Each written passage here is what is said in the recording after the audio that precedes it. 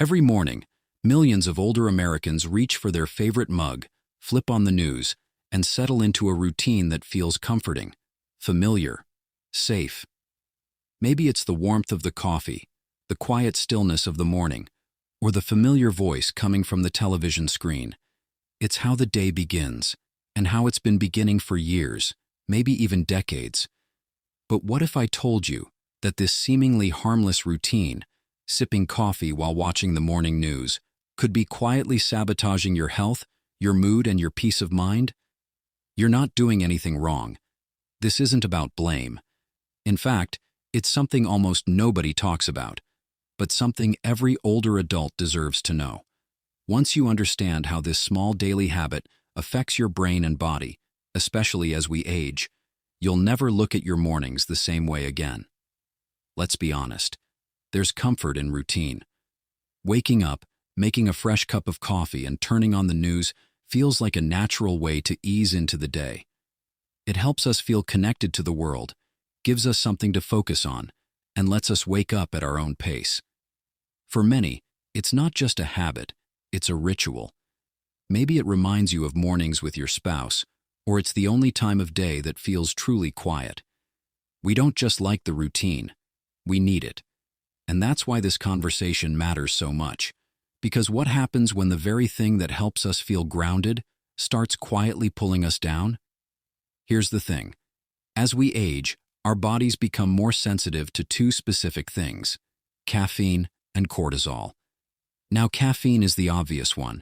It's what gives us that jolt, that sense of alertness. But what most people don't realize is that your body is already producing a natural surge of cortisol, your stress hormone, right around the time you wake up.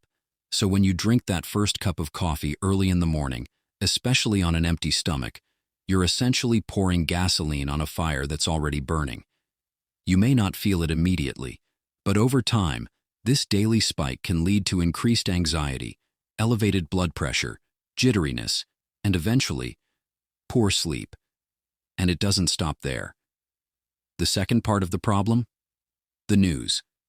We all want to stay informed. Watching the morning news used to be about headlines, weather, and maybe a human interest story to close out the hour. But today, news media has changed. Headlines are more emotional. Graphics are more intense. Stories are more focused on fear, conflict, and negativity, because that's what drives ratings. And here's what's important. Your brain doesn't know the difference between real threat and reported threat. So when you're watching negative or violent stories, shootings, disasters, political conflict, while sipping coffee and waking up, your nervous system responds as if those threats are happening to you. Your heart rate increases, your muscles tense, your brain produces more cortisol. And over time, this chronic exposure in the first few minutes of your day can set the tone for everything that follows. Think about it. If you start your morning in a state of subtle stress, what happens to your mood, your patience, your memory, your sleep later that night? After age 50, our bodies don't regulate stress the same way. Sleep becomes more fragile.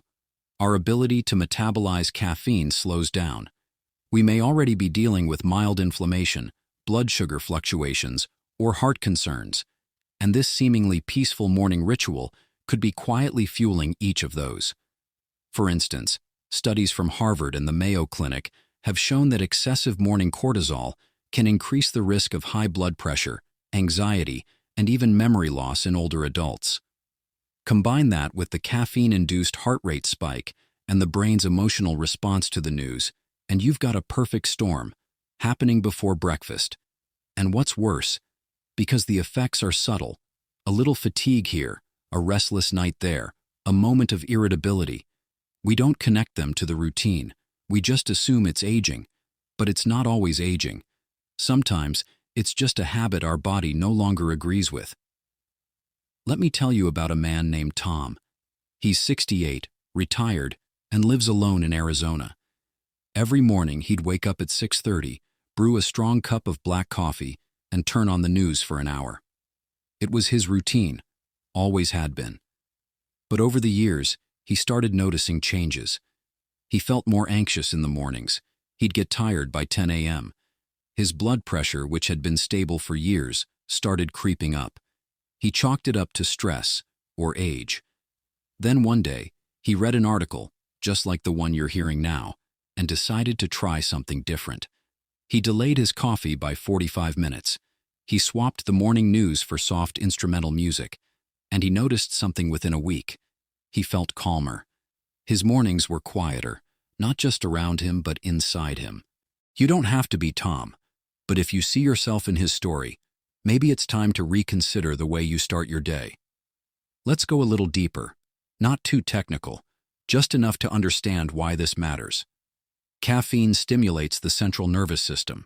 It increases heart rate, blood pressure, and alertness. But in older adults, these effects can last longer and hit harder.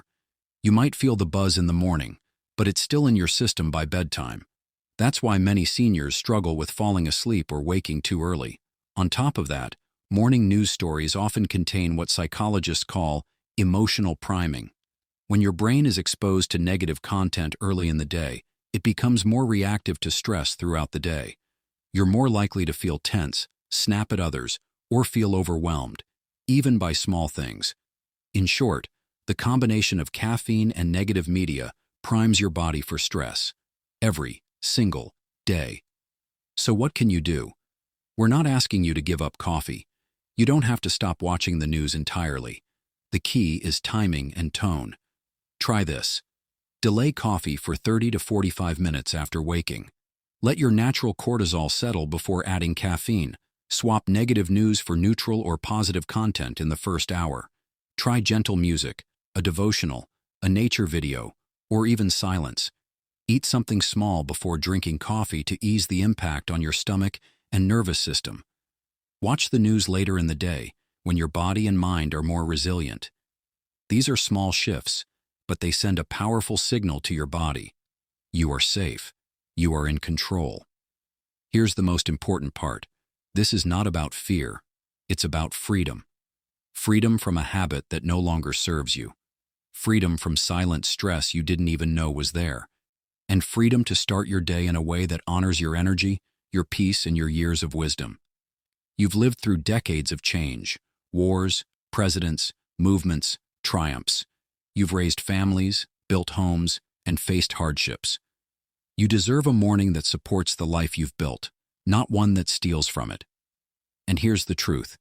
It's never too late to change how you feel. So tomorrow morning, when you reach for that mug and the remote, pause. Ask yourself, is this routine helping me feel grounded, or is it just familiar? And if the answer surprises you, remember, that's not failure. That's awareness. And awareness is the first step to freedom. You're not too old to change.